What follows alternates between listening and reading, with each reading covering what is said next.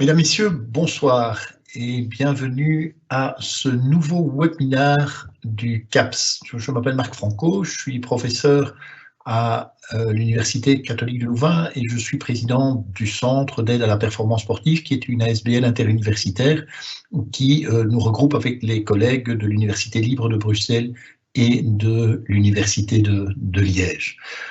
Nous avons pris l'habitude, depuis la période de confinement, d'organiser tous les jeudis à 18h un webinaire relatif aux sciences du sport. Et donc aujourd'hui, nous en sommes à ce 4e webinaire consécutif et nous avons le grand plaisir d'accueillir mon collègue Jacques Duchâteau de l'Université libre de Bruxelles. Donc Jacques est un éminent scientifique dans son domaine. En préparant ce webinaire, je me suis permis d'aller revoir un peu sa bibliographie. J'ai été très impressionné de découvrir plus de 170 articles scientifiques à son palmarès, de très nombreuses citations, une carrière internationale absolument remarquable. Et donc je le remercie beaucoup d'avoir accepté de consacrer de son temps pour animer ce webinaire ce soir, qui sera consacré essentiellement à l'échauffement, comment bien s'échauffer, et plus particulièrement, souvent une question que l'on se pose, c'est eh bien, y a-t-il la place pour des étirements dans ce processus d'échauffement? Je vous rappelle que, comme chaque semaine, nous avons ouvert un forum, que sur ce forum, vous pouvez poser vos questions, que je synthétiserai à la fin du webinaire de Jacques, qui durera à peu près une demi-heure, et puis je lui poserai les questions, et donc le forum est ouvert. Bienvenue à vos questions. Jacques, merci beaucoup. Tu as maintenant la parole. Bonjour à toutes et à tous. Merci Marc pour tes mots très sympathiques à mon égard.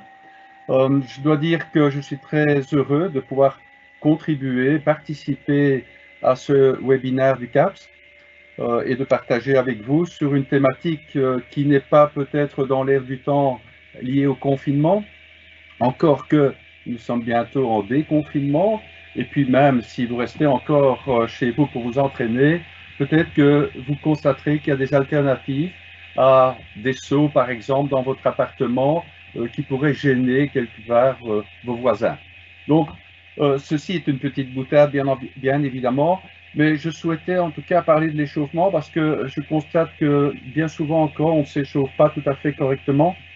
Et puis la controverse ces dernières années, c'est y a-t-il une place, comme Marc l'a dit, pour le stretching dans le contexte de l'échauffement.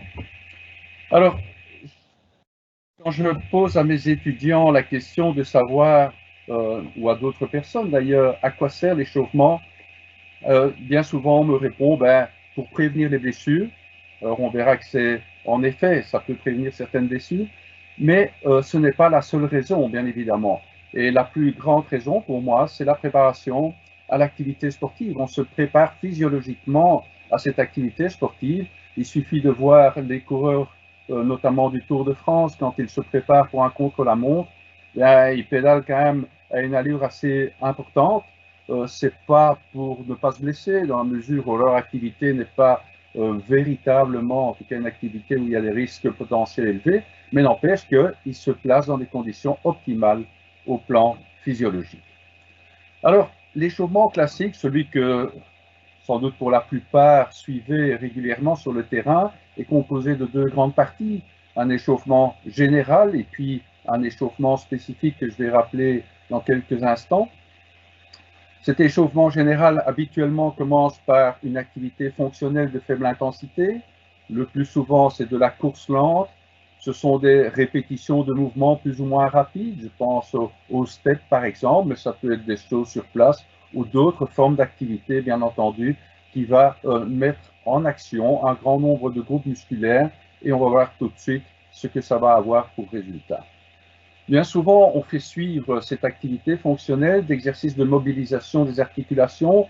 Je pense à des circonductions de bras, à des flexions de jambes, à des circonductions de poignets, à des fentes. Donc, toute une série d'exercices de mobilisation de nos segments qui va nous permettre, bien entendu, de nous préparer par la suite. Ensuite, on passe au stretching musculaire. Il y a quelques années, le stretching statique était certainement une priorité. Aujourd'hui, on fait soit du stretching statique et balistique ou balistique seul. On va en dire un mot tout à l'heure. Et puis ensuite, eh bien, quand on a fait cette première partie d'échauffement général, on va passer à l'échauffement spécifique, c'est-à-dire à des exercices qui sont orientés vers la discipline sportive, qui va permettre ce qu'on appelle bien souvent un éveil proprioceptif. Ce sont tous nos capteurs que nous avons au niveau musculaire, au niveau articulaire, au niveau cutané, qui contribuent, je dirais, à la précision de nos mouvements. On les met en activité en quelque sorte par ces gestes spécifiques. Et puis souvent, ce sont des rappels techniques, les gammes comme on les appelle dans notre jargon sportif. Ça, c'est l'échauffement classique, je dirais. Et la question qu'on peut se poser, et que vous posez peut-être, ou que vous n'êtes pas encore posée, c'est à quoi servent réellement ces différentes phases? Est-ce qu'elles sont absolument nécessaires? Est-ce que tout ce qu'il faut pour avoir un bon échauffement se trouve dans ce que je viens de vous présenter? Alors, je vais commencer par l'activité fonctionnelle de base, c'est-à-dire celle qui fait appel à des groupes musculaires relativement importants qui vont vous permettre d'augmenter le rythme cardiaque et la circulation sanguine.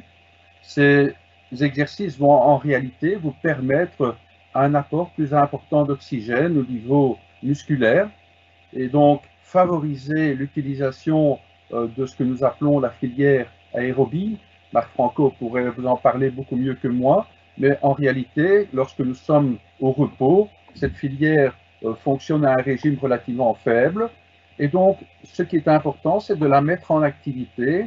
Et cela prend à peu près de 2 à 3 minutes. Ça dépend de l'intensité de l'exercice. Ça dépend aussi de l'entraînement de la personne. Mais on va augmenter justement cet apport d'oxygène et on va arriver à une situation où quelque part cette filière énergétique aérobie va nous permettre, va contribuer davantage à l'utilisation, à la production d'énergie nécessaire à la contraction musculaire. Le deuxième point aussi qui va, disons, être adapté par l'échauffement, c'est qu'on va augmenter la température, c'est ce qu'on appelle la thermogenèse. D'ailleurs, l'échauffement signifie bien augmentation de la température. Et ici, ce graphique vous montre l'évolution lors d'une course relativement simple, classique, de la température centrale, donc de la température corporelle. Et vous voyez que celle-ci augmente d'un peu moins de 2 degrés ici, et elle est atteinte à peu près en 15 minutes d'activité. Forcément, l'augmentation de température va être fonction aussi de l'environnement extérieur, est-ce qu'il fait chaud, est-ce qu'il ne fait pas chaud. Donc, forcément, les variations de température vont être importantes en fonction de la condition. Mais comme vous le voyez aussi, la température musculaire va augmenter.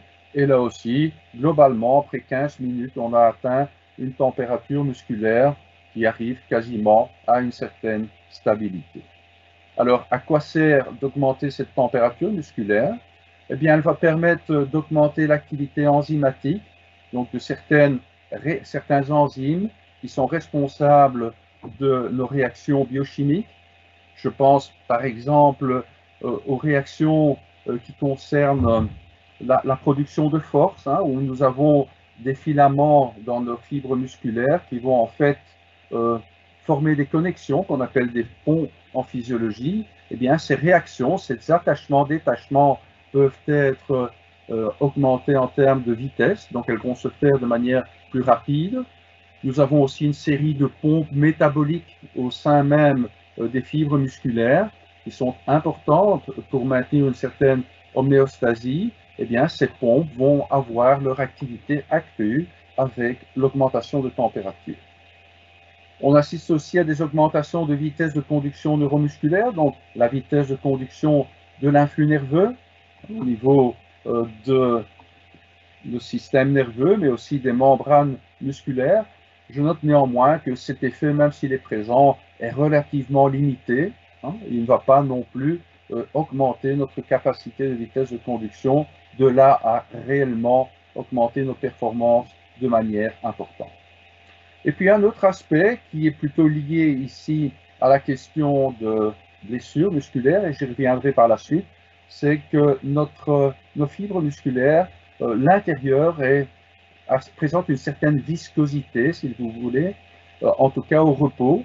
Et donc, lors d'une augmentation de température, cette viscosité va diminuer et donc va permettre aux filaments protéiques qui constituent les éléments qui produisent la force, nos générateurs de force en réalité, de pouvoir glisser plus facilement entre eux et donc, si vous voulez, d'offrir moins de résistance, par exemple, lors de l'allongement ou lors du raccourcissement. De même, nos articulations aussi vont présenter une diminution de viscosité. Le liquide synovial, si vous voulez, va également voir cette viscosité diminuer avec l'augmentation de température et avec la mobilisation. Pardon. Alors, pour étudier en réalité cet effet de l'activité répétitive, et notamment les effets tout d'abord sur la température, eh bien, nous avons réalisé il y a quelques années avec ma collègue Nathalie Guissard eh bien, une série d'expérimentations. Alors elle a été faite en laboratoire pour pouvoir étudier les choses de manière tout à fait correcte et éviter toute une série de biais qui peuvent se présenter lorsqu'on travaille uniquement sur le terrain. Et celle-ci consistait à utiliser un modèle de flexion-extension de la cheville. Le sujet était placé sur une table avec le pied sanglé sur une planchette qui était relié à un câble et via une poulie à une charge. Et ce que nous avons fait, c'est demander au sujet de faire l'équivalent d'un échauffement, si vous voulez, de faire une mobilisation de la cheville pendant 15 minutes avec une charge qui était relativement faible, qui représente donc une charge qui est assez équivalente de ce qu'on utilise lors d'un échauffement, et la fréquence a été fixée de manière stricte à 50 mouvements par minute.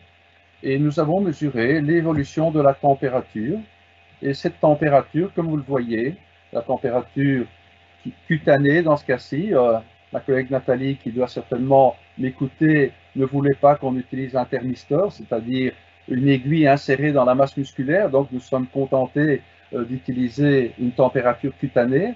Si elle ne reflète pas exactement la température intramusculaire, elle correspond aux variations de température. Il y a pas mal de données dans la littérature qui ont montré que la température cutanée et la température intramusculaire évoluent en parallèle. Donc la variation, si vous voulez, donne une bonne idée des changements. Et vous voyez eh bien qu'on a une évolution de cette température au cours de 15 minutes qui, lorsque l'exercice s'arrête, a tendance à diminuer, mais au bout de 15 minutes d'arrêt, eh bien, cette température est quand même toujours supérieure par rapport aux valeurs de départ. Et d'autres études dans la littérature montrent que l'on peut maintenir cette température pendant 20 à 30 minutes. Ça dépend quelque peu aussi de l'environnement et de la chaleur qui se passe dans le local. Donc, très clairement, cette température va augmenter au cours d'une activité répétitive. Alors, nous souhaitions voir si ça avait réellement un effet sur la vitesse de contraction, sur la contractilité musculaire. Et pour ce faire, on peut la tester en utilisant la stimulation électrique. Alors, pourquoi la stimulation électrique? Parce que ça permet d'éliminer toutes les variations qui peuvent être liées à la commande volontaire qui pourrait ne plus être la même, si vous voulez, avant et après l'échauffement. Et donc, de vraiment se pencher sur ce qui se passe au niveau musculaire.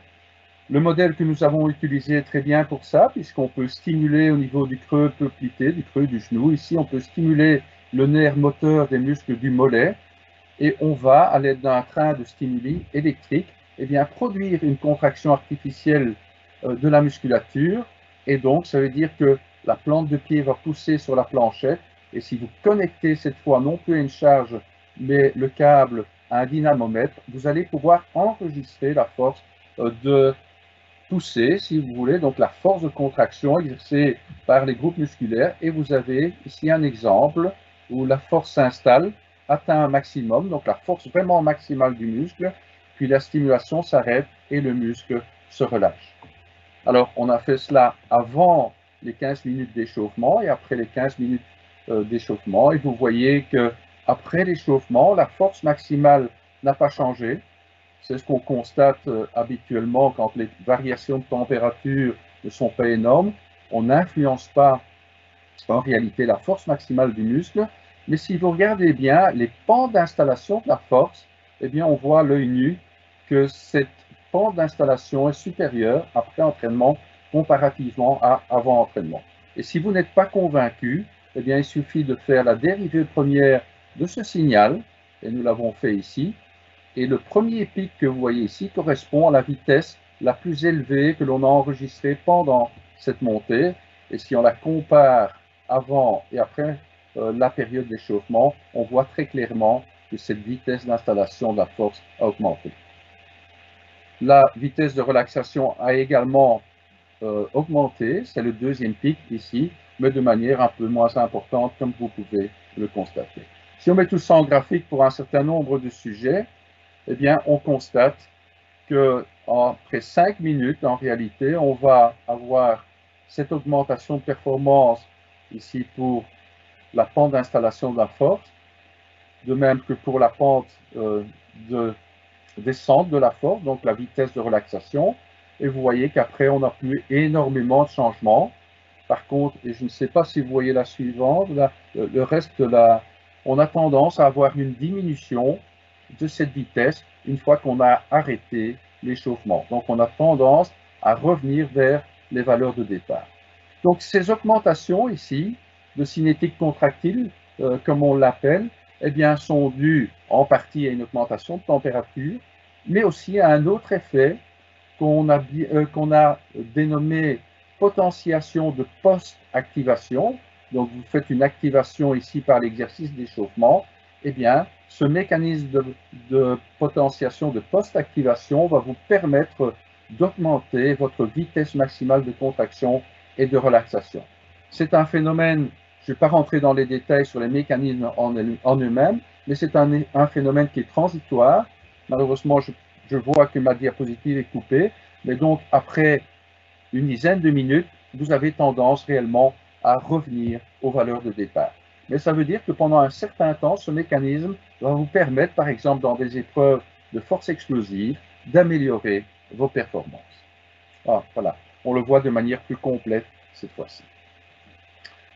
Alors, est-ce que cet échauffement va également avoir un effet maintenant sur l'amplitude articulaire et dans le cas qui nous concerne sur l'amplitude de dorsiflexion de la cheville? Et pour ce faire, eh bien, ce qu'on a fait, c'est étirer avant, pendant, à certains moments, l'échauffement qu'on arrêtait bien évidemment pendant quelques secondes. On étirait les muscles du triceps sural en mobilisant la cheville, et vous avez ici l'évolution de l'angle articulaire, donc de la dorsiflexion au cours de l'échauffement, après 5 minutes, après 15 minutes. Et vous voyez que l'échauffement seul ici, puisque on n'a pas réellement fait d'étirement à part après les 5 minutes, mais l'échauffement seul va permettre une augmentation de la plage articulaire au niveau de la cheville. Et vous voyez qu'après 5 minutes, 15 minutes, eh bien, on a tendance à revenir vers les valeurs de départ. Si on teste maintenant ce qu'on appelle la tension passive, c'est-à-dire la tension qu'exerce le muscle et ses tendons lors de l'étirement, lors de la flexion de la cheville, eh bien, vous avez une évolution de la force. Donc, le dynamomètre, on va tirer le dynamomètre avec un système à crémaillère vers la droite, et on va donc pouvoir mesurer la tension exercée, la tension passive ici exercée par le muscle et la composante tendineuse, et on voit qu'au plus j'étire la cheville, au plus cette tension passive va augmenter. Mais ce qui est intéressant, c'est qu'après l'échauffement, en pointillé, vous voyez la même évolution de la courbe, mais cette fois-ci avec des tensions passives plus faibles. Par exemple, si je prends 80 degrés, vous voyez très bien qu'après l'échauffement, il y a moins de tension passive qui est exercée qu'avant l'échauffement. Donc ça veut dire qu'un muscle qui est échauffé va offrir moins de tension passive à son allongement. Et bien entendu, en grande partie, c'est ce qui va expliquer que vous allez pouvoir augmenter votre plage articulaire. Et on verra tout à l'heure que ceci a un intérêt au niveau de l'étirement.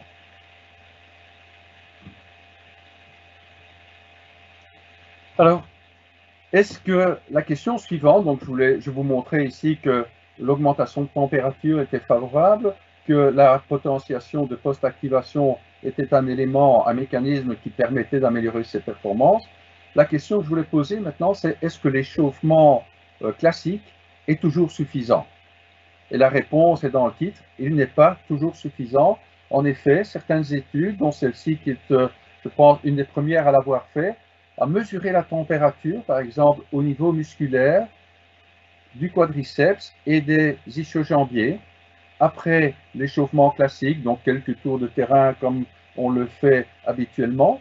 Et puis ensuite, comme je vous le rappelais tout à l'heure, on fait quelques étirements qui vont mettre sous tension les muscles importants qui vont être utilisés dans l'activité. Les ischio-jambiers sont souvent des muscles cibles par le stretching. Et comme vous pouvez le constater, et c'est intéressant, c'est que l'augmentation de température est plus importante pour le quadriceps que pour les ischio-jambiers après la partie de course. Quand on passe aux échauffements, aux étirements, excusez-moi, eh bien on constate qu'après, la température a légèrement augmenté, mais pas beaucoup pour le quadriceps. Par contre, on constate que celle-ci a même diminué pour les ischio-jambiers. Et donc le problème qui se pose, c'est que souvent, déjà dans la course, les ischio-jambiers sont des muscles qui sont souvent en constante tension, si vous voulez, surtout quand on court sur la plante de pied. On va retrouver cela dans les étirements des ischio-jambiers eux-mêmes. Et donc, finalement, ce type d'étirement classique est insuffisant que pour réellement augmenter la température musculaire dans les différents groupes, et notamment ici au niveau des ischio-jambiers. Et vous comprendrez très facilement qu'il y a un danger de déséquilibre si les deux groupes musculaires agonistes et antagonistes eh bien, ne sont pas dans une situation d'échauffement équivalente, puisque je vous ai montré les bienfaits de l'échauffement, forcément il y a un déséquilibre qui se crée en faisant un étirement de la sorte. Donc, ça veut dire que sans échauffement adéquat, certaines activités peuvent présenter un risque de blessure, et je pense notamment à des sprinters où une blessure classique, c'est lorsque le genou file vers l'avant et que les ischio-jambiers sont justement étirés, surtout que le pied va passer devant le genou, et donc c'est la phase clé où on se claque. Donc forcément, les ischio-jambiers sont soumis à une forte tension à ce moment-là, mais aussi en taekwondo, par exemple, quand il faut lancer sa jambe quasiment à la verticale, comme vous le voyez ici, forcément, ces mêmes groupes musculaires sont mis sous tension. Et ce qui est important de savoir, c'est que quand on met en tension un groupe musculaire, et surtout de manière rapide, les forces qui sont exercées sont extrêmement importantes. Ici, je suis dans le muscle chez l'animal pour pouvoir étudier les choses de manière très pointue. On a par exemple ici stimulé un muscle, on atteint en isométrique sa force maximale, et puis à un moment donné, symbolisé ici par le tracé en dessous, on va étirer le muscle, et quand on étire ce muscle, vous voyez que tout à coup la tension va augmenter.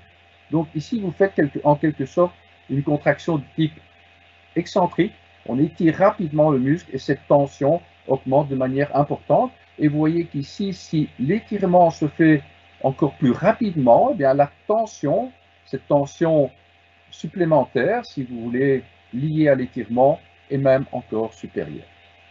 Et ce que je voulais vous montrer, toujours chez l'animal, si on refait la même expérimentation, mais à des températures différentes, ici 25 degrés et 35 degrés, et qu'on impose un étirement, cette fois-ci il est orienté dans l'autre sens, mais c'est simplement, je dirais, le graphique qui le présente de cette forme-là, donc si on est bien dans le sens d'un étirement, si vous étirez ce muscle assez rapidement, voilà la réponse au niveau de la tension passive.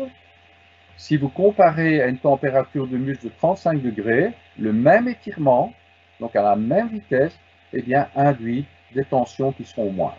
Alors, bien entendu, dans le muscle humain, on passe rarement de 25 à 35 degrés, mais on peut passer de 30, 32 à 35, 36 degrés.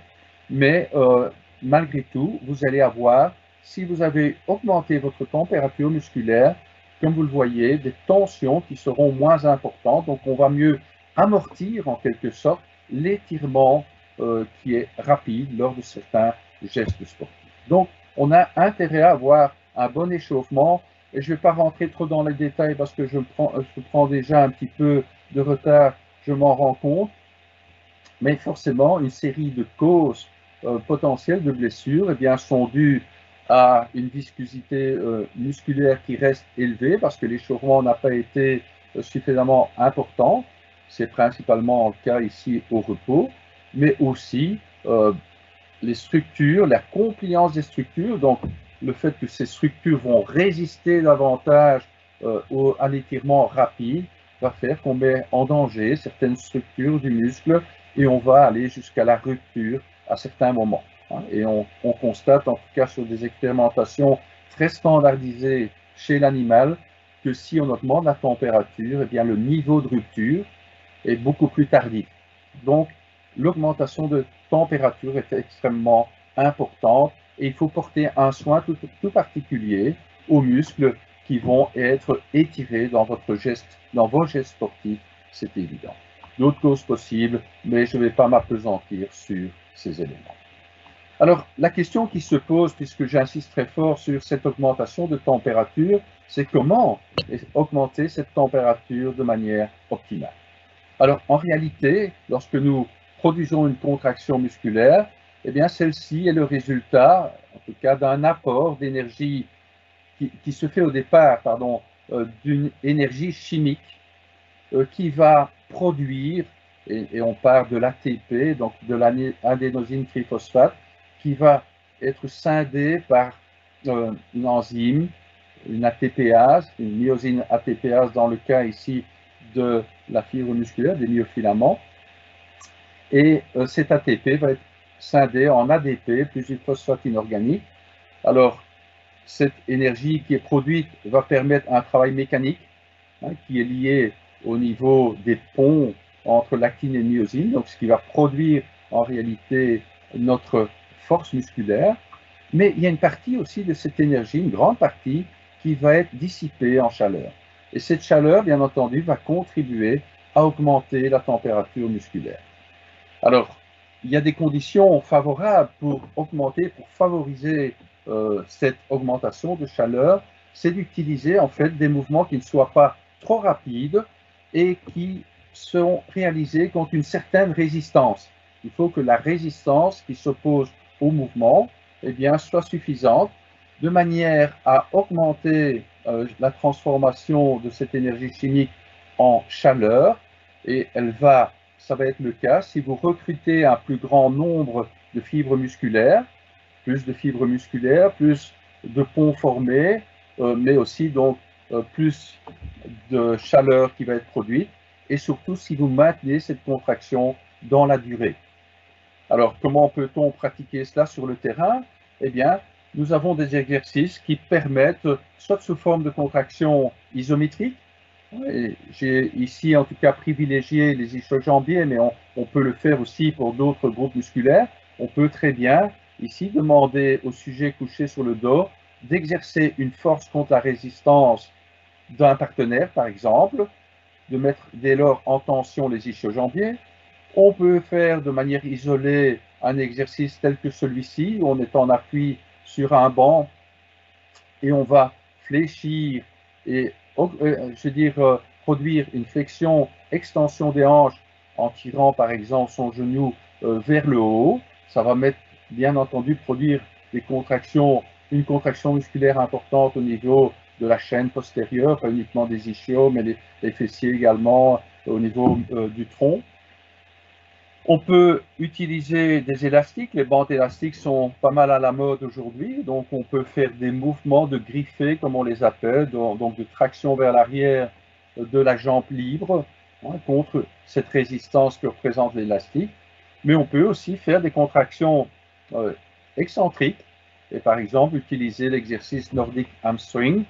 Donc, un partenaire tient les chevilles, on se laisse aller vers l'avant par exemple, et donc on fait une contraction contre-résistance, le poids du corps en l'occurrence ici, et cette contraction se fait en excentrique, et donc on va préparer de manière idéale quelque part la musculature pour les sportifs qui ont un mouvement qui sollicite justement ces ischio-jambiers en excentrique. On peut bien entendu rendre cet exercice plus spécifique par rapport au sprint, par exemple, mais en tout cas, ce n'est pas l'objectif ici de mon exposé. Et je voulais simplement vous montrer qu'à l'aide de ce genre d'exercice, on va pouvoir mieux échauffer certains groupes musculaires. Et donc, mon conseil, c'est de préférer des contractions contre résistance aux mobilisations rapides des segments. Je vois souvent dans les échauffements les sportifs faire des mouvements rapides de circonduction des bras, par exemple. Ils pensent que ça échauffe correctement leurs épaules, mais ce n'est pas vrai. Il suffirait de faire, par exemple, une poussée, si on met paume contre paume, et on fait une poussée, par exemple, de manière à exercer pendant 4-5 secondes une contraction isométrique, eh bien, vous avez un meilleur échauffement de la partie antérieure de la ceinture scapulaire que de faire simplement des mouvements extrêmement dynamiques de rotation ou de circonduction des bras, par exemple. De même, vous pouvez crocheter les doigts et tirer vers l'arrière, je dirais, vos coudes, et vous travaillez davantage la musculature postérieure de cette ceinture scapulaire. Donc, préférez, si vous voulez, pour augmenter la température musculaire, des contractions plutôt de type isométrique ou excentrique, ou même concentrique, mais contre une certaine résistance. Et pour ceux qui, par exemple, s'occupent de sport d'équipe, on peut très bien utiliser ces exercices quand les réservistes attendent sur leur siège plutôt que de rien faire, de leur demander 2 minutes avant d'entrer sur le terrain, va vite faire quelques mouvements rapides de course et puis on lance la jambe dans tous les sens et puis on est prêt à monter sur le terrain. Ça serait bien plus intelligent de leur faire tant qu'ils sont assis sur le banc, tous les 15 minutes par exemple, ce genre de contraction pour les muscles sensibles, et donc ils seront beaucoup plus rapidement prêts à monter sur le terrain et avec moins de risques, c'est évident. Donc voilà quelques conseils sur la partie échauffement. Je vais passer alors à la place du stretching dans l'échauffement. Je pense que, en tout cas, un certain nombre d'entre vous seront d'accord avec moi pour dire qu'il a une certaine utilité pour préparer certaines activités, comme vous voyez à l'écran, où l'amplitude des gestes, l'amplitude articulaire pour réaliser les gestes est absolument indispensable. Et donc, on ne peut pas concevoir, bien évidemment, une préparation à la compétition sportive sans faire des exercices de stretching afin d'augmenter cette amplitude qui va en plus être bénéfique puisque vous allez pouvoir par exemple agir plus longtemps sur le javelot si vous avez une amplitude articulaire supérieure. Donc ce sont des éléments extrêmement importants. Ces derniers temps a eu lieu une controverse quant à savoir s'il fallait faire du stretching statique ou du stretching actif. Les gens de ma génération n'ont connu au départ que du stretching balistique. On faisait des insistances, on faisait des lancements de jambes. Ce genre d'exercice a été déconseillé. Pourquoi? Eh bien parce que chaque fois qu'on faisait un étirement rapide, un lancement de jambes comme ici, et vous avez le mouvement d'oscillation de la jambe lors d'une série, eh bien on constatait sur la musculature antagoniste, en l'occurrence les ischio-jambiers, sur ce qu'on appelle l'activité électromyographique. On peut mettre des électrodes sur ces muscles et on voit qu'il y a de l'activité à chaque fois que le muscle est étiré.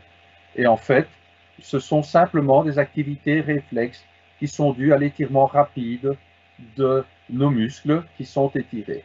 Et donc, on a déconseillé ce genre d'activité pour passer plutôt à un stretching lent, comme ici. On va mobiliser plus lentement et on va maintenir l'amplitude du mouvement.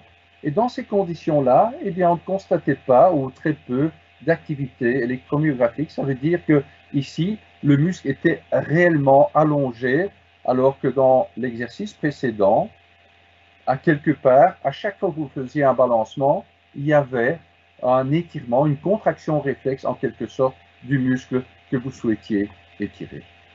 D'autre part, une série d'expérimentations ont montré également que si on réduit la vitesse d'allongement du muscle, eh bien, on va créer une tension passive moindre. Par exemple, ici, si on utilise une vitesse de 10 cm par seconde, ça a été fait chez l'animal, on a désinséré un muscle et on a allongé sur une certaine longueur ce muscle. à la vitesse de 10 cm par seconde, vous voyez que si on la compare à une vitesse d'1 cm par seconde, eh bien la tension passive que je vous montrais tout à l'heure diminue progressivement. Au plus, la vitesse est relativement lente au niveau de l'échauffement. Donc c'est ce qui a été pendant certainement une trentaine d'années comme conseil, c'est d'utiliser plutôt des étirements statiques ou lents de manière à pouvoir étirer, mettre sous tension la musculature, mais de ne pas la mettre sous tension de manière trop dynamique. La question se posait à ce moment-là, c'est de savoir combien faut-il faire de fois l'exercice, combien de séries doit-on faire pour atteindre une diminution de tension passive qui est suffisante que pour pouvoir commencer son activité sportive. Et là, les résultats de Nathalie Guissard, pour sa thèse de doctorat, avaient montré, pour une fois pour le triceps sural, donc le muscle du mollet, que si vous faisiez un premier étirement ici, vous aviez un certain niveau de tension passive.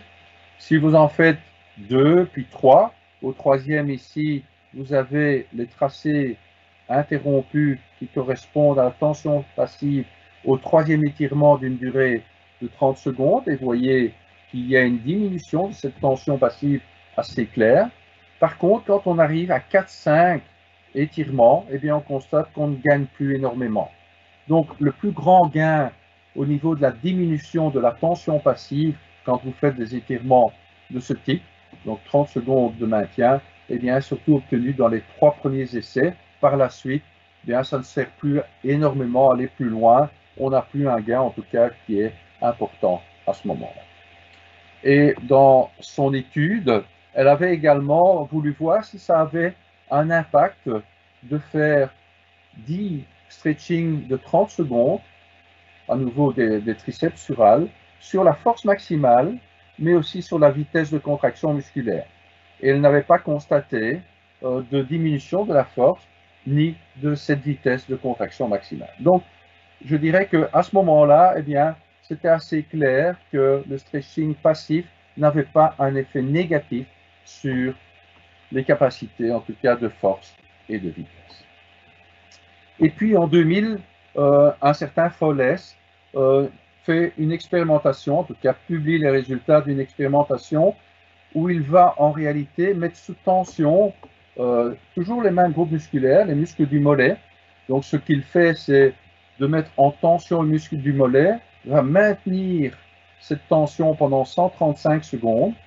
Et pendant ce temps-là, ici, la tension passive va diminuer progressivement. C'est quelque chose qui est bien connu dans le milieu musculaire. On a une diminution progressive de la tension suite à un réarrangement des fibres au sein même du tissu conjonctif. Et puis, il arrête 5 secondes, il remet en tension en essayant d'aller plus loin encore dans l'étirement. Et puis à nouveau, maintien pendant 135 secondes. Vous avez compris le principe. Il va faire cela pendant 13 fois. Et pour un total, quelque part, de mise sous tension qui va être de l'ordre de 33 minutes.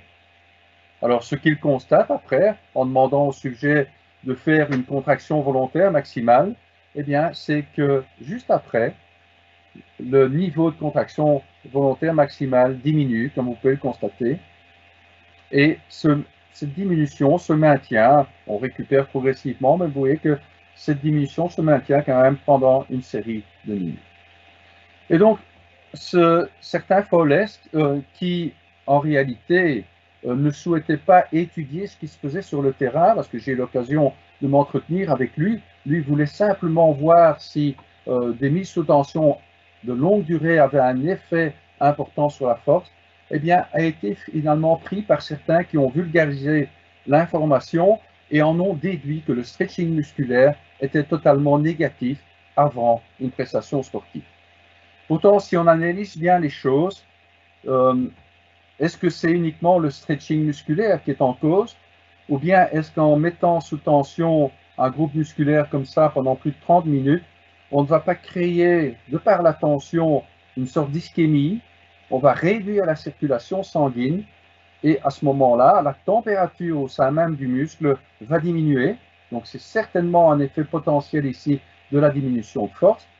Et puis d'autre part aussi, quand vous étirez vos muscles de manière aussi longue, vous allez désensibiliser certains capteurs, certains récepteurs, et notamment de petits récepteurs qui sont dans nos muscles, qu'on appelle des fuseaux neuromusculaires, qui sont sensibles aux variations de longueur de muscle, et vous allez désensibiliser ces fuseaux neuromusculaires. Et ce que l'on sait, c'est que ces fuseaux contribuent en fait à la production de force, parce que, si vous voulez, ils ont un effet excitateur sur notre système nerveux, et que si on bloque ces fuseaux neuromusculaires, si on bloque quelque part leurs afférences, donc le rapport vers le système nerveux, eh bien, on diminue notre capacité de production de force. Donc, on a fait un procès ici au stretching musculaire, mais en réalité, ce sont d'autres mécanismes que le stretching musculaire qui sont responsables de cette diminution de force. Mais quoi qu'il en soit, les dégâts se sont propagés à grande vitesse. Et ici, vous avez une première étude de la littérature qui a été faite par Kay et Blažević en 2012, qui ont repris une série d'études qui vous montrent soit des effets positifs, soit des absences d'effets, soit des effets négatifs. Donc, tout ce qui se situe sur le trait vertical correspond, tous les points en tout cas, correspondent à une absence d'effet. Ceux qui se situent à droite correspondent à une amélioration des performances. Donc, il y a quand même des études qui montrent une amélioration des performances. Et tout ce qui se trouve à gauche correspond à une diminution de performance. Et ils ont déjà classé des durées de stretching utilisées de moins de 30 secondes ont peu d'effet, comme vous le voyez. Ici, c'est la valeur moyenne des différentes études. Par contre, des durées de 30 à 45 secondes ont un effet plus important. Vous retrouvez ici la valeur moyenne à ce niveau-là. Au même moment, eh bien, vous avez une autre étude de la littérature qui remonte un peu la même chose, si vous voulez, à savoir peu d'effets négatifs quand les durées de stretching sont de courte durée, à la fois sur la force maximale, mais ils ont testé aussi la hauteur de saut, dans ce cas-ci. Et par contre, on a des effets plus importants dès qu'on dépasse 30 secondes, par exemple. Alors, leur idée, c'est de dire qu'en réalité, le fait d'avoir fait du stretching va modifier la raideur du tendon, et cette raideur du tendon est un élément clé dans la transmission de la force, parce que si le muscle se contracte et qu'il va tirer sur un tendon qui est plus compliant, donc moins raide si vous voulez, la force va se transmettre plus lentement vers les segments osseux.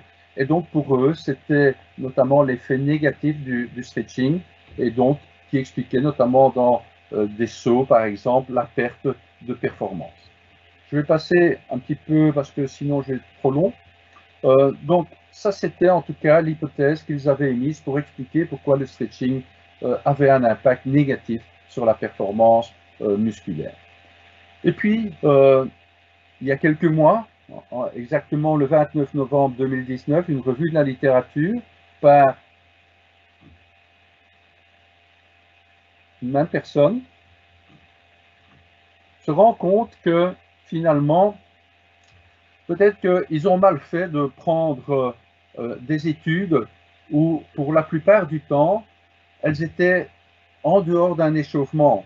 Ce sont des études où on testait le sujet à l'arrêt, au repos, on étirait, et puis on testait à nouveau leur performance par la suite, sans les mettre dans un contexte d'échauffement. Et donc, cette nouvelle revue de la littérature, comme le titre l'indique, comme vous pouvez le lire, eh bien, essaye de clarifier certaines choses qui n'avaient pas été prises en compte en réalité dans leur revue il y a quelques années, une dizaine d'années quasiment maintenant. Et donc leur conclusion, parce que malheureusement ils n'ont pas fait de graphique et donc je n'ai pas eu le temps de préparer des graphiques, mais j'ai ressorti en tout cas leur conclusion importante, c'est que l'étirement passif n'a pas d'effet négatif sur la force et la puissance musculaire si elle est intégrée à un échauffement musculaire complet. Ça, c'est une chose importante, parce qu'il faut savoir qu'une partie de la compliance qu'ils expliquaient tout à l'heure, qui augmentait avec l'étirement, en fait, elle est due aussi à l'échauffement lui-même. les contractions musculaires, en fait, vont rendre le tendon légèrement plus compliant parce que le muscle tire sur le tendon et donc cet aspect-là va le rendre légèrement plus compliant, mais qu'une fois que tout est intégré, si vous voulez que le stretching est intégré à un échauffement et que la durée totale de ces étirements ne dépasse pas 60 secondes par groupe musculaire, il n'y a aucun effet. Il y a un léger effet si on dépasse un peu les 60 secondes. Forcément, si on met sous tension pendant plusieurs minutes les groupes musculaires, comme ça a été fait dans l'étude de Fowles, là on constate des diminutions de performance. Et puis, ils apportent quand même des éléments dans la revue de littérature qu'ils ont faite. Toutes les études, ou une grande partie des études qu'ils ont analysées, montrent que l'échauffement associé à un étirement passif contribue à réduire le risque de blessures musculo-tendineuses lors d'activités de type explosif. Donc, vous voyez qu'il y a une sorte de revirement aujourd'hui sur l'introduction de stretching passif dans le contexte de la préparation à la compétition. Et donc, je voudrais remettre justement et faire une proposition pour terminer d'un échauffement pour, à tout le moins pour les disciplines explosives, celles qui nécessitent justement une préparation tout à fait pointue pour qu'il y ait éviter au maximum les blessures, mais aussi d'être le plus performant possible. C'est de faire une activité fonctionnelle de faible intensité, en tout cas si elle est nécessaire. Certains, comme je pense à des haltérophiles, ne passent pas non plus leur temps à courir, vont en fait utiliser les charges comme moyen de préparation, mais en tout cas, plus classiquement, on va quand même utiliser une activité fonctionnelle. On va ajouter des exercices contre résistance qui peuvent être des contractions isométriques, concentriques ou excentriques, et notamment pour les ischio-jambiers, je pense que c'est recommandé. On va parfaire en quelque sorte l'échauffement musculaire qui a commencé par l'activité fonctionnelle et on va vraiment soigner les muscles qui doivent avoir une augmentation de température pour être performants et ne pas subir des dégâts.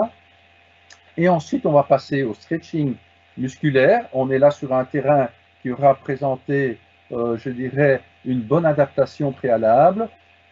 Pour moi, il faut passer à du stretching passif. Et puis, bien entendu, dans certaines disciplines, le stretching dynamique est important. Les lancements de jambes ou des gestes, des mobilisations plus rapides sont importants, mais de passer malgré tout par un stretching passif avant un stretching plus dynamique. Et je voulais également évoquer qu'il y a des combinaisons possibles entre exercice contre résistance et stretching passif. Je pense à la méthode du contracté-relâché, où on contracte le muscle préalablement à son étirement. Donc, on fait d'une pierre deux coups dans ce cas-là, c'est-à-dire qu'on va augmenter la température musculaire par la contraction et on va ensuite réaliser l'étirement de ce même groupe musculaire.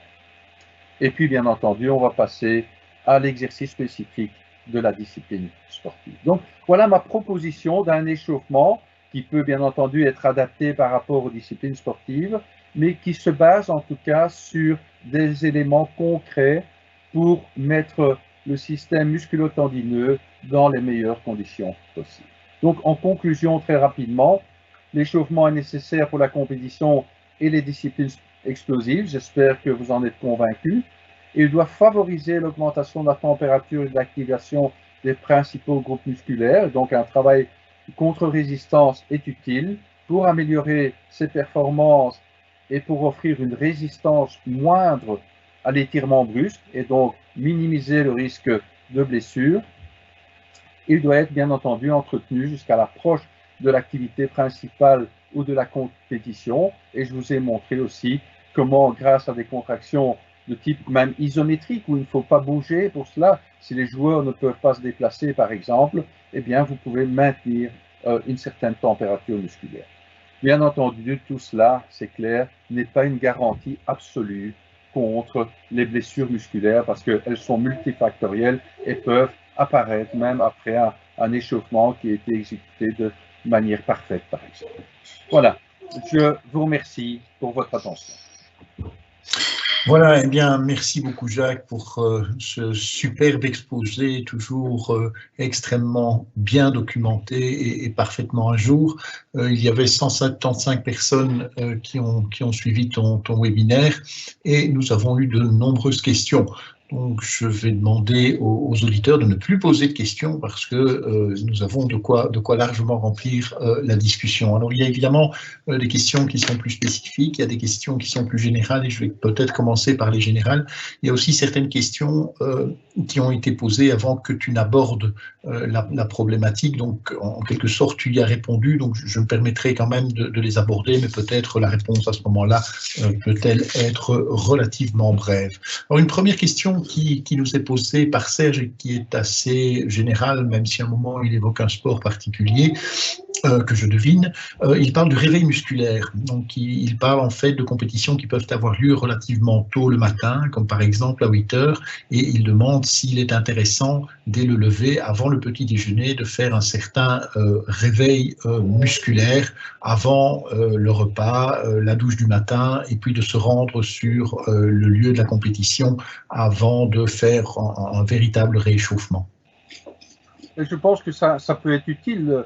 Tout à l'heure, j'ai parlé de l'éveil proprioceptif. C'est vrai que nos capteurs, lorsque nous sommes immobiles pendant des heures, comme c'est le cas lorsque nous dormons, par exemple, ces capteurs ne sont pas réactifs directement. Donc, il faut les réactiver. Et ça peut être une première chose, par exemple, de le faire par des contractions légères, par exemple, par des mouvements, des mobilisations. On va pouvoir réactiver ces différents capteurs tout en n'étant pas encore réellement dans l'échauffement. Donc, ma réponse à la question, c'est oui, ça peut se faire avant, quelques étirements pas encore trop prononcés, et puis le véritable échauffement survient après, quand on est sur le site de compétition, bien évidemment. Merci beaucoup. Alors, il y a une question qui est relative en fait à la nature du terrain. Sur lequel peut se faire l'échauffement en prenant l'exemple d'un sprinter et en demandant s'il est plus intéressant de s'échauffer sur un terrain souple. J'imagine qu'on peut parler par exemple d'une piste dite finlandaise ou d'une pelouse plutôt que directement sur la piste d'athlétisme. Oui, je pense que c'est une bonne chose de le faire comme cela parce que, bon, forcément, j'ai parlé peut-être un peu rapidement en voyant que je dépassais un peu mon temps de parole. Je n'ai pas trop insisté, mais le fait de courir, par exemple, va justement influencer la raideur du tendon, pas de manière élevée, mais néanmoins, elle va le faire. Et donc, c'est bien de commencer sur un terrain qui est relativement mou, si vous voulez, de cette manière-là, pour que le choc soit un peu amorti quelque part par le terrain. Ça, c'est une chose. Et donc, les tendons, les muscles vont s'adapter parce que simplement courir, ce sont des chocs répétitifs, pas à un haut niveau quand on est dans la phase d'échauffement. Mais après, on va passer sur un sol plus dur, par exemple une piste d'athlétisme, une salle, un terrain qui est en synthétique, par exemple. Le sol est plus dur. Et à ce moment-là, eh bien, vous aurez quand même préparé l'unité musculo-tendineux, le complexe musculo-tendineux à justement ces chocs répétés qui seront forcément plus intenses sur un terrain plus dur par la suite. Mais donc, vous aurez préparé en tout cas le système pour affronter déjà un terrain plus raide. Voilà, alors Lara te demande plutôt s'il y a un avantage à privilégier un échauffement cardiovasculaire léger avant de faire un éveil articulaire ou l'inverse pourrait être intéressant également. Ouais, ça revient un peu à ce que j'ai dit tout à l'heure. On pourra avoir un réveil articulaire avant cela. Tout dépend aussi ce qu'on fait comme échauffement, comme activation. Est-ce que c'est de la course à pied? Est-ce que c'est du vélo? Bon, je pense qu'on peut faire les deux, mais rien n'empêche de faire un petit réveil articulaire avant. Peut-être que certains sportifs vont se sentir mieux en le faisant avant de directement commencer à courir, par exemple. Donc, mais je ne pense pas qu'il y ait un super avantage de le faire de cette manière-là. Alors la question qui est la plus likée, parce que vous savez qu'on peut liker les questions au sein du forum, donc ça c'est la question qui est la plus likée, qui nous est posée par François et qui écrit quel est votre avis concernant l'étirement, travail activo-dynamique au sein de cet échauffement? Alors, j'imagine que ce qu'il appelle activo-dynamique, est-ce que c'est le contracté relâché? Je pense que c'est difficile de savoir ce qui sous-entend par sa question. En tout cas, moi, je sais que Nathalie Guissard pourrait répondre certainement mieux que moi sur cet aspect-là. Mais est-ce que il veut dire un étirement où on est actif, où on résiste en fait J'imagine que c'est ça, parce que j'allais revenir avec. Il y a une autre question qui est aussi très très likée et que je vais te la poser. Donc, la réalisation d'un étirement activodynamique ne serait pas plus adéquat dans l'objectif d'augmenter la température tout en préparant le muscle à un effort intense plutôt que des contractions contre résistance. Donc, dans la compréhension, ce n'est donc pas des contractions contre résistance, puisqu'on oppose cet étirement activodynamique sur lequel, effectivement, j'ai un peu de mal aussi.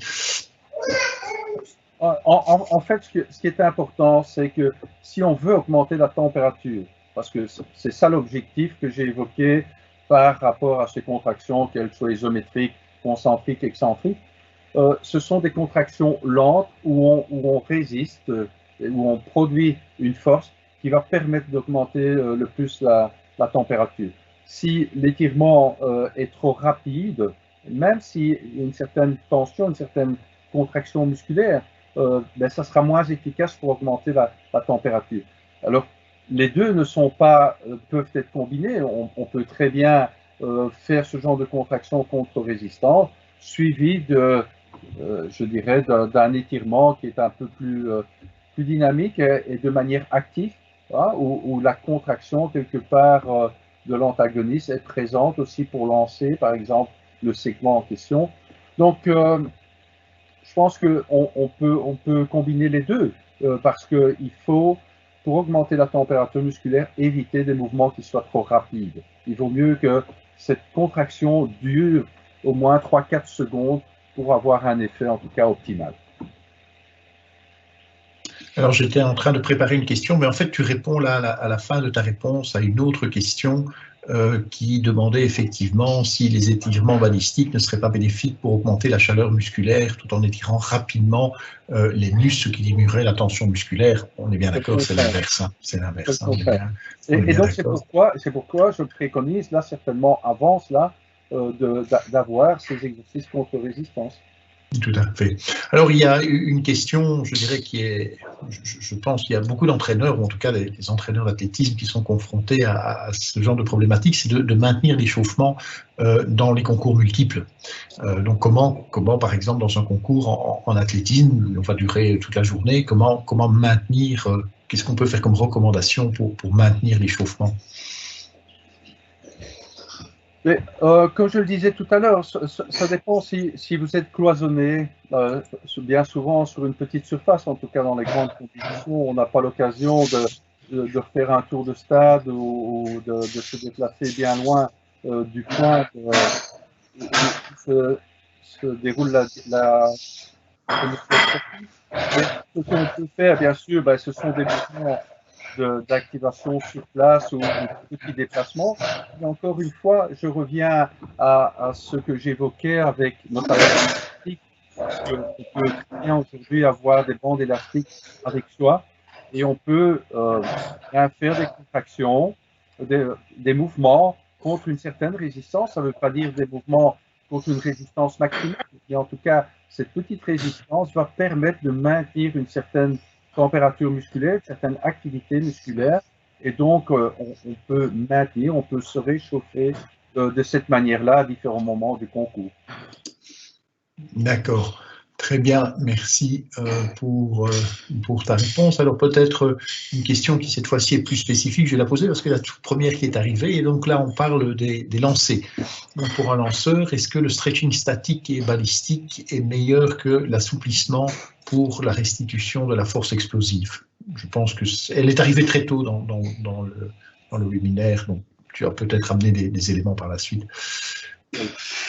Mais forcément, il faut dans un premier temps rechercher une amplitude maximale articulaire.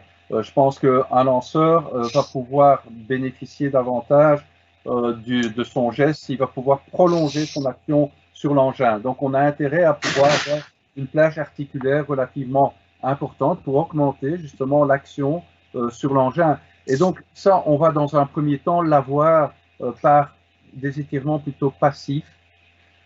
Bien entendu, après, ça ne sera pas suffisant que pour préparer à la compétition même. Et donc, on peut réaliser des exercices plus dynamiques. Et qu'est-ce qu'on fait en lancer, par exemple? Eh bien, on prend des engins, des petits poids qui sont un peu plus lourds, par exemple, que le javelot, que le lancer du poids même. Et donc, on va étirer davantage avec ce genre d'engin sous forme de quelque chose qui sera davantage balistique, en quelque sorte, et qui va pouvoir préparer alors vraiment bien à la discipline sportive. Donc, je ne pense pas qu'il faut opposer les deux, statique et balistique, et c'est ce que j'ai essayé de proposer. Les deux font partie de la préparation à la compétition. Mais dans un premier temps, je pense qu'il faut le faire lentement, passivement, préparer je dirais, les articulations, les ligaments, les tendons à ce genre d'étirement passivement. Et puis, on va le faire de manière plus dynamique. Et là, on rentre dans la préparation spécifique aux gestes de la compétition. Oui, il y avait une question qui était un peu similaire, à laquelle tu as peut-être partiellement répondu, mais donc je vais la reposer. Donc, c'est véritablement dans la suite de ce que tu viens de dire. Donc, si le but des séances d'étirement est de préparer le muscle, alors travailler en balistique permettra d'avoir une résistance musculaire, contrairement à un étirement lent, où aucune activité musculaire n'est repérée, comme vous l'avez précisé. Donc cela pourrait avoir du sens de réaliser du balistique plutôt que du lent, point d'interrogation. Et on peut, encore une fois, pour moi, on peut faire les deux. Mais j'attire l'attention que si on fait, par exemple, un stretching passif, on est d'accord qu'on ne va pas, par exemple, mettre sous tension de manière maximale. C'est quelque chose que je devais parler, je l'ai passé parce que je me suis dit que j'allais prendre trop de temps pour expliquer cela. Si je fais un stretching passif, je ne vais pas étirer, par exemple, mon tendon et même mon muscle de manière maximale. Donc, on est bien d'accord avec ça. On cherche ici une amplitude articulaire principalement. Si maintenant on veut jouer sur les structures muscle-tendon, eh bien, le meilleur étirement, mais associé à la contraction que je maintiens, c'est faire de l'excentrique. Parce que le muscle se contracte, donc il s'allonge très peu. Il peut s'allonger, mais il s'allonge très peu. Et donc, si vous étirez au même moment, la structure qui va surtout s'allonger à ce moment-là, c'est le tendon. Donc, si je fais de l'excentrique, je favorise l'allongement du tendon et donc sa préparation quelque part par rapport à l'épreuve qui va suivre. Donc, on peut jouer sur ces exercices, soit ce que j'évoquais en isométrique ou en concentrique, et qui va avoir un effet qui sera peut-être différent de l'excentrique, qui lui va pouvoir mettre la tension un peu plus sur l'allongement des tendons. Donc, on peut, en variant là, les types de contractions et les types d'étirements, avoir une préparation complète des différentes parties de l'unité musculo-tendineuse, plus de l'articulation. Voilà, alors il y a une question qui traite en fait du risque de blessure lors de l'étirement, qui j'imagine serait trop profond lors de l'échauffement. Donc la question est, pensez-vous du fait que nous avons le réflexe myotactique inverse qui est entraîné lors des contractions isométriques contre résistance, cela n'entraînerait-il pas un relâchement musculaire d'avant-effort et donc un risque plus important de blessure? Non, parce que ce réflexe qui est évoqué, c'est en fait un réflexe aigu qui a lieu sur le moment même. Et donc, une fois qu'on arrête l'exercice, il n'est plus présent. Et donc, il ne va pas avoir un effet a posteriori, par exemple, lorsque l'on réalise son épreuve. Alors, il y a une question qui m'intéresse beaucoup. Donc, c'est pas moi qui l'ai posée, mais je la pose, c'est le problème de l'ischémie. Donc, l'ischémie provoquée ici par le maintien de l'étirement passif a certainement aussi un impact sur les structures nerveuses, expliquant la diminution de certaines performances au cours du temps. Donc c'est peut-être, on peut peut-être un peu étendre là et s'intéresser finalement à justement ces aspects de vascularisation, absence de vascularisation, revascularisation. Qu'est-ce qu'on peut penser de tout cela, par exemple dans l'échauffement aussi?